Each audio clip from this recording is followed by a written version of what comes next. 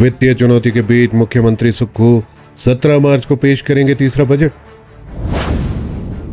युवाओं, महिलाओं व किसानों को बजट से आस। कर्मचारी पेंशनर्स को भी डीए एरियर का इंतजार।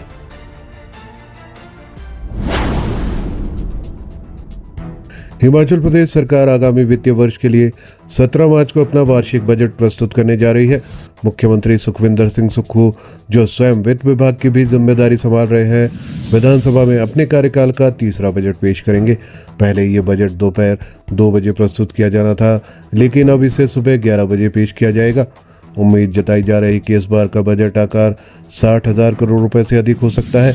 इससे पहले सरकार ने वित्तीय वर्ष 2024-25 के लिए 58,000 करोड़ और 2023-24 के लिए 53,000 करोड़ रुपए का बजट पेश किया था। हालांकि प्रदेश की वित्तीय स्थिति चुनौतीपूर्ण बनी हुई है।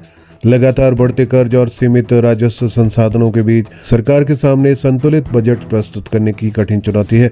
मुख्यमंत्री के लिए ये एक बड़ी परीक्षा होगी कि वे राज्य की 70 लाख जनता को राहत देने के साथ साथ आर्थिक मजबूती के लिए क्या कदम उठाते हैं।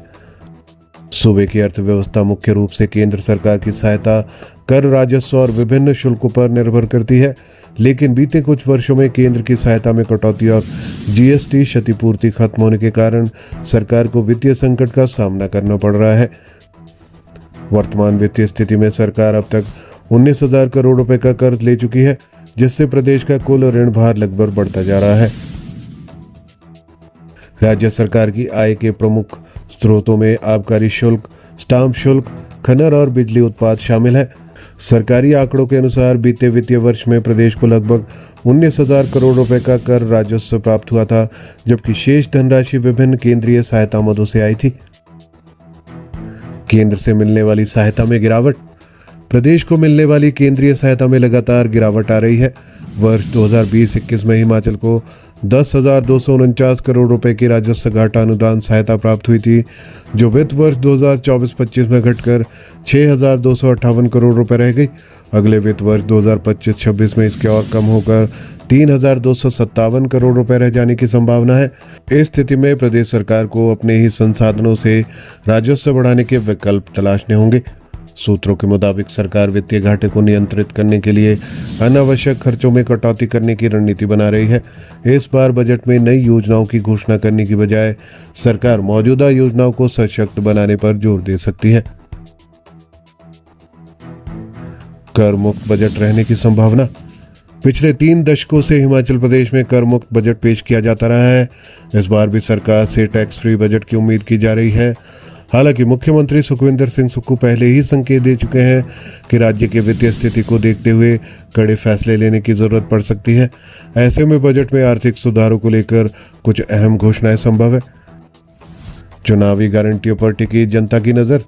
कांग्रेस सरकार ने सत्ता में आने से पहले जनता को 10 गारंटियां देने का वादा किया था। सरकार का दावा है कि इनमें से 6 गारंटियां पूरी हो चुकी है। अब बजट सत्र के दौरान मुख्यमंत्री सुक्खू शेष गारंटियों को लेकर महत्वपूर्ण घोषणाएं कर सकते हैं। सरकारी कर्मचारियों, किसानों, पर्यटन कारोबारी और बेरोजगार युवाओं को सरकार से राहत की उम्मीद है। कर्मचारियों, पेंशनर्स का 11% डीआर बकाया। इसके अलावा कर्मचारी पेंशनर्स को भी इस बार के बजट से काफी उम्मीद है। यदि बात करें कर्मचारी पेंशनर्स की, तो लगभग 11% डीए कर्मचारी पेंशनर्स का बकाया है। इसके अलावा डीए की 2 किस्तों का एरियर भी अभी सरकार को देना है। बात करें अगर नए वेतनमान के एरियर की, तो 2016 से नए वेतनमान का एरियर कर्मचारी पेंशनर्स का बकाया है। हालांकि सरकार ने 1 किस्त दी थी, लेकिन वो जयराम सरकार के समय दी गई थी। इसके बाद सरकार ने एरियर को लेकर बजट में पिछले साल जरूर घोषणा की थी कि चरणबद्ध तरीके से कर्मचारी का 2016 से पेंडिंग एरियर दे दिया जाएगा, लेकिन कर्मचारी पेंशनर्स को उसकी कोई भी किस्त पिछले वित्तीय वर्ष में नहीं दी गई।